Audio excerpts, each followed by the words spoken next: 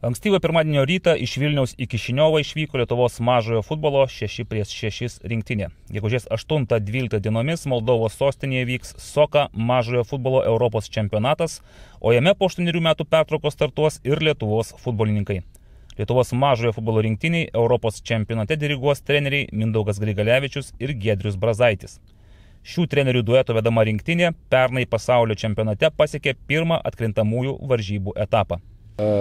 Nuotaikos geros, pasiruošimas iš trenerių pusės, visą laiką norisi daugiau ir geriau, bet susirinkam pagal galimybės.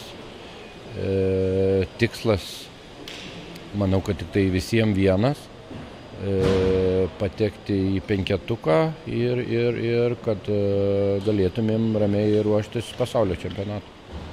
Lietuvos futbolininkai žais E grupėje. Jų varžovais bus pasaulio vicečempionai ukrainiečiai, taip pat Prancūzijos, Serbijos ir Albanijos rinktinės.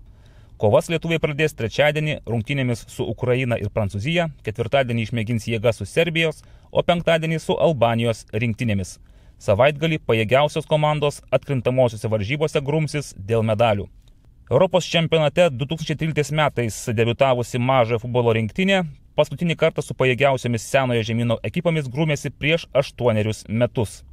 Kaip ir tada, taip ir dabar Lietuvos mažojo futbolo rinktinę į priekį ves salės futbolo rinktinės kapitonas Justinas Zagurskas. Tikrai manau, kad bus viskas pasikeitę. Rinktinės rimčiau pradėjo žiūrėti šitą mažojo futbolo formatą. Tad manau, bus geras iššūkis. Iš praeito to Europos čempionato atsimenu, kad nugalėjom prancūzus. Turbūt buvo ir per žinias buvo paskelbta, kad lietuviai nugalėjo prancūzus. Rezultatu 3-2, man atrodo, bet pritrūko įvarčių išeiti į kitą etapą. Tai šiais metais, šią savaitę susitinkam vėl su prancūzais. Pagal reitingą yra aukščiau, tai dėjo turbūt per tos 8 metus žingsnį didelį.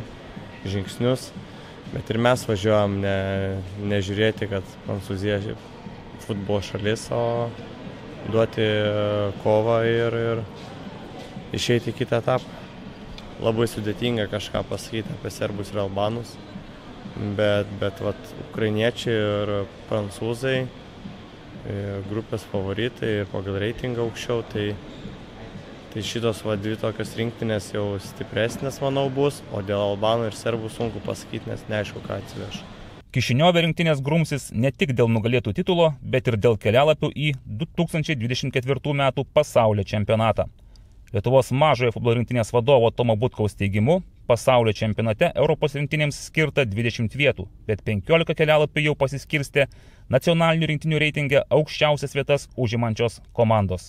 Tai mes esam iš Europos rinktinių 20 vietoj, tai šitam Europos čempionate, kuriam dalyvausim, yra ir tuo pačiu atranka į pasaulio čempionatą. Taigi, iš 22 rinktinių 10 jau turi, dalyvauja tų, kurios pagal reitingą turi vietą pasaulio čempionate, 12 neturi, tarp jų esame mes ir iš tų 12 pagal rezultatus 5 taip pat pateks į pasaulio čempionatą. Tai, sakykime, serbai ir albanai yra tiesioginiai mūsų konkurentai.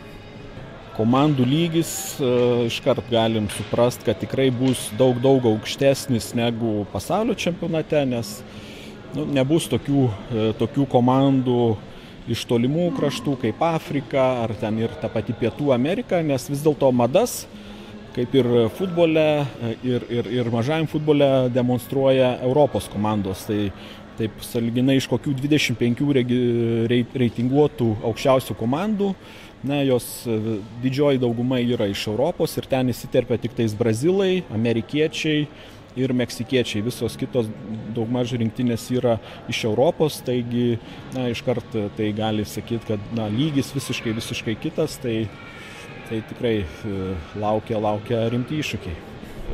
Visos Lietuvos mažojo futbolo rinktinės rungtynės bus rodomos tiesiogiai per Delfi TV.